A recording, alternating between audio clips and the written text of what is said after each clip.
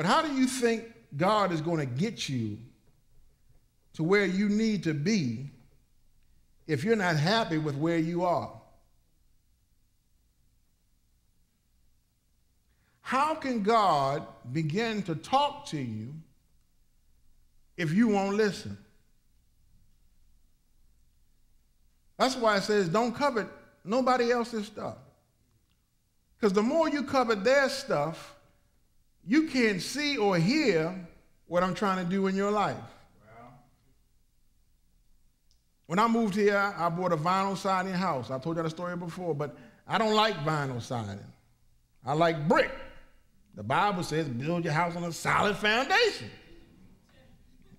Now, vinyl siding wasn't in the Bible. They didn't have that kind of stuff. They had solid bricks and stone.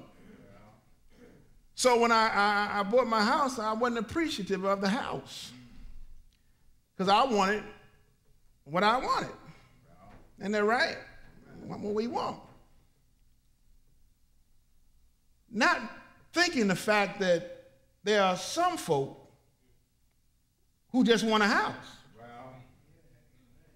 Don't even have a home to call their own, still renting in an apartment or still paying somebody else. And here I am blessed to have a nice home in a nice neighborhood, and I have the audacity to complain. All right. I wish my children were all fine, 100%. My baby boy, you know, when he came out, was in the NICU. And he has a bad skin disease of eczema that really tears at him. And so we prayed for continuous healing. Wow.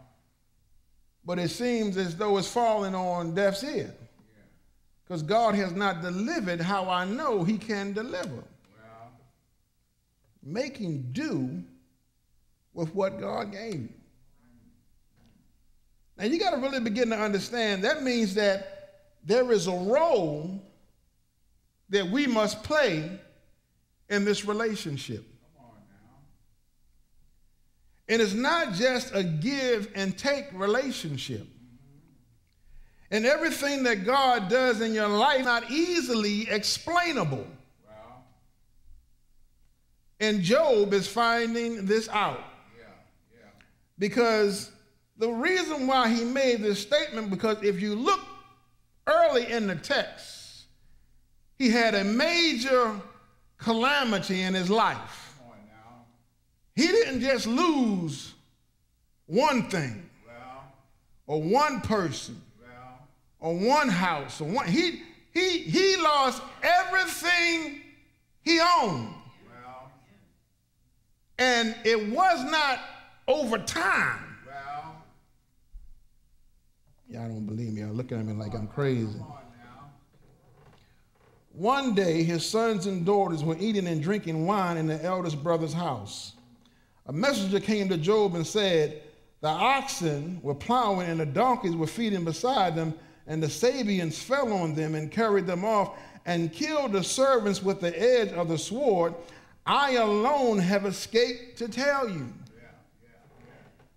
Then while this cat was still speaking, another came and said, the fire of God fell from heaven and burned up the sheep and the servants and consumed them. I alone have escaped to tell you. While he was still talking, another came and said, the Chaldeans formed 3 columns, made a raid on the camels and carried them off and killed the servants with the edge of the sword. I alone have escaped to tell you.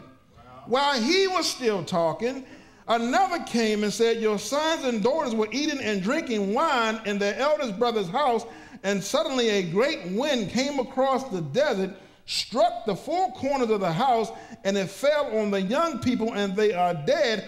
I alone have escaped to tell you. Lord, how much can I take at one shot? And Job just humbled himself and gave that religious response. Naked I came, and naked I go. In other words, I came here with nothing. I guess I'll leave here with nothing. Now, when you can begin to understand that phrase in and of itself, you can begin to live a more fulfilling life. Because the reason why we collect so much is because we want the things around us to tell us who we are and how successful we are. And if we don't have those things around us, then we don't feel successful, we don't feel special, we feel like we should have what they have next door. But you got to understand that what other folks have, you don't know the process it took for them to get to where they are. You don't know what they had to go through. You don't know what they had to give up to be able to have what it is that they have. So what you're saying is when you want what they have, you also want the same problems that they had. More money, more problems. So be careful of what you're asking for and begin to make use of what God gave you. See, for those who have nothing and understand they have nothing and not expecting anything, a little means a lot. But for those who have everything and expect more, a little means nothing. They can't see that they have a need. But when God takes it all away in one shot, you're going to do one or two things. And this is what Satan knows.